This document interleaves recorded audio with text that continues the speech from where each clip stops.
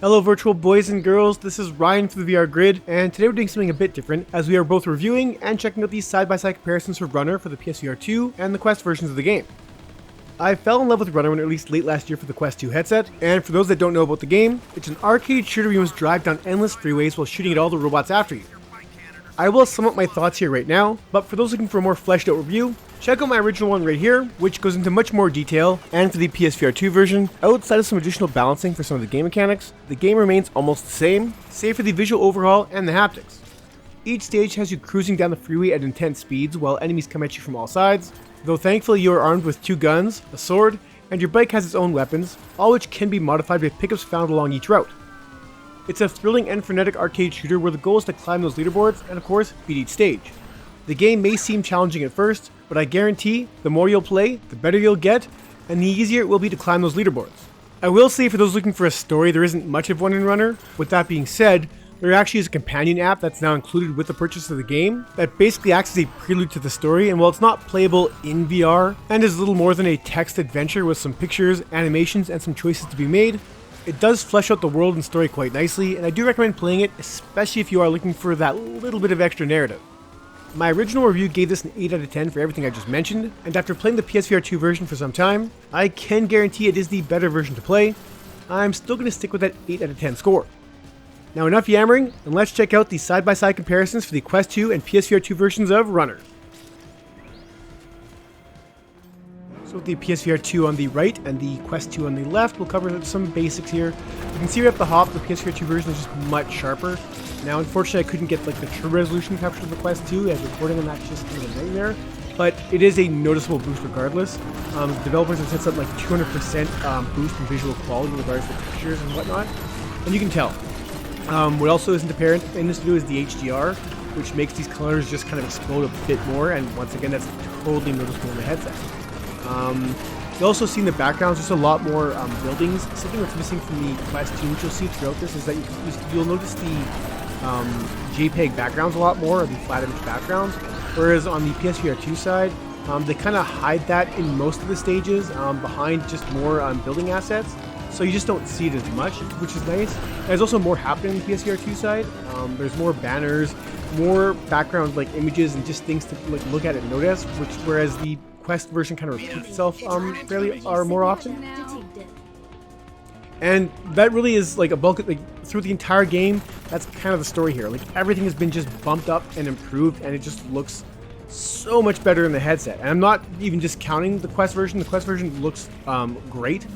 Just the PSVR 2 version just looks so much better. Just it looks, you know, I guess even more anime is the best way to describe it. Like it looks more truer to what I think the original goal was with this game, where it feels like feels more involved, like a more involved anime film. Like you are there. Some of the things I did notice too, explosions are more vibrant. One of the coolest takeaways, which you can't see obviously as well, is the haptics, which are used wonderfully here. Each gun feels totally different.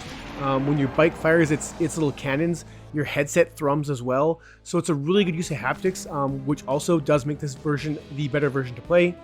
And once again, you'll see here is, you know, just that resolution in the, you know, the frame, the road. You can make it every individual dot a lot further. You know, it's minor stuff. Like I said, the game does play damn near identically across the Quest 2 and PSVR 2. So, you know, if you only have a Quest 2, you're only missing out on kind of just more fidelity and those haptics. So I don't want to take away from the Quest 2 in that regard, because I love this game in the Quest 2. It's one of my favorites from last year, and this is one of my current PSVR 2 favorites from launch. So, you know, there's not much more to say really. Like I said, everything has just been improved. Everything's been bumped up the resolution. You know, the words and details on even the crates on this train look better. You know, the smoke, explosions, your blast, everything just looks clear. And it's a great, sharp-looking game. It's stylized. It looks very cartoonish. Here you see just a lot more happening in that sky background, all the explosions from the battle, whereas in the Quest version, you just see some ships flying around. The blacks, you can see, are a lot deeper on the PSVR 2 side.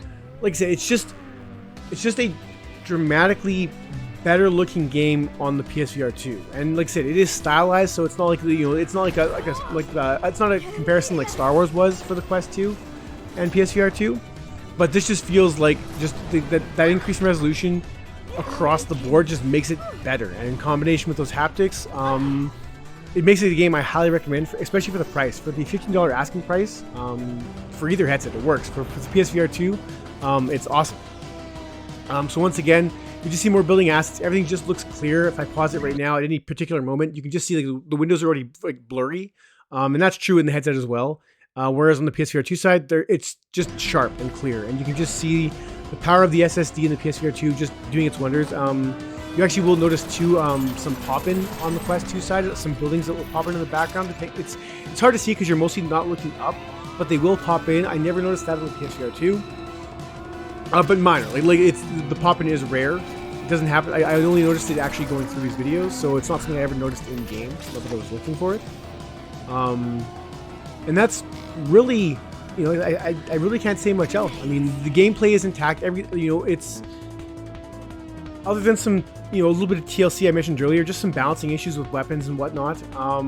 It's the same game, and it's one of my faves. It's easy to pick up and play. It gets, initially it's very, very challenging. I found it to be like really challenging. They added a checkpoint late in the game, development, or after it was released rather, which did make things easier, but it does affect your leaderboard placing or your points. So if you do want to like place at the top of those leaderboards, you really can't die. So you do have to get good.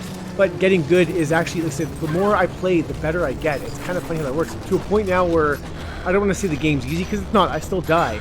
But compared to how I was playing when it first came out, I'm doing substantially better. And some of these, this first boss, I think the first boss killed me like 4 or 5 times. I was getting so mad at the first time I played.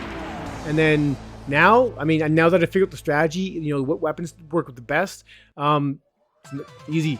It's easy, but it's that guy's no sweat. Some of the later bosses are a bit more challenging. The last boss is he's a bullet sponge. Nightmare is a bit strong of a word, but he's tough. There's my point being there's challenge here, especially if you want to get those top scores.